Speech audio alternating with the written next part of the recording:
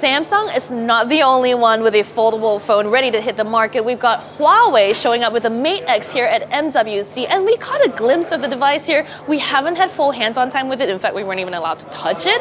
But from our early preview and from what we can see so far, it looks pretty good. And here are some key differences between the Galaxy Fold and the Huawei Mate X.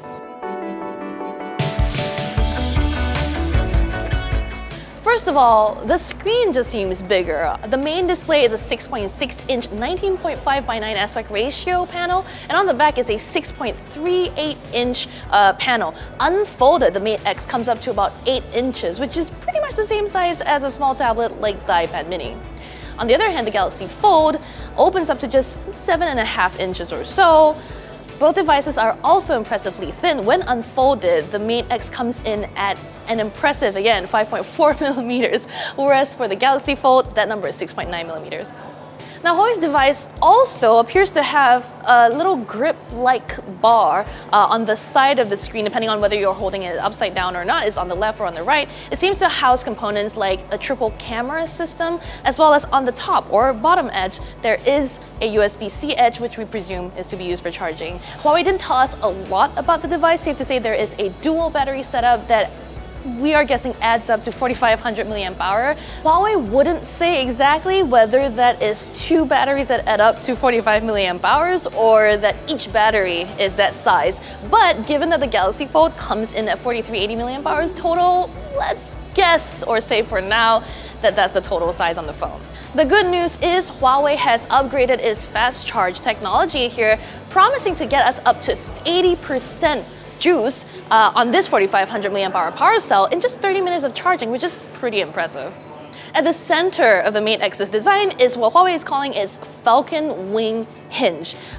This is supposed to help the Mate X snap shut and be completely flat without breaking the glass. We don't exactly know all the details of how it works yet. We'll find out more soon. Meanwhile, when the Mate X is folded, it will come up to 11 millimeters thick.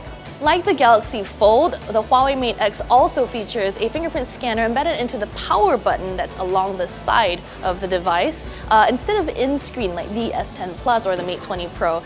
That might be because it's just too complicated right now. We didn't really get to see this in action, but from the presentation that Huawei showed us, there's a lot you can do with a foldable screen here.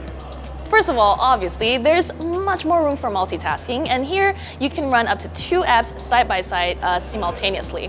The cameras here aren't rear or front cameras, there's just one set of them, and when you want to take a selfie, just use the right screen that you want to, and you can see yourself on either side of the phone. That also means that when someone else is holding up the phone to take a photo of you, you can see yourself on the screen that's facing you to use it to adjust things like your posture, or your hair, or your face. Powering all of that is Huawei's latest 7nm chipset called the Kirin 980, as well as the Balong 5000 5G radio.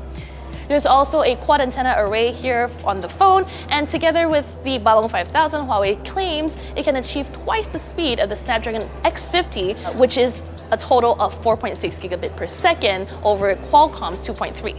This is still a really early preview though. We haven't even touched it. We haven't even been able to tell you if it's sturdy. So I would say stay tuned for more of our impressions and all of the news out of MWC 2019.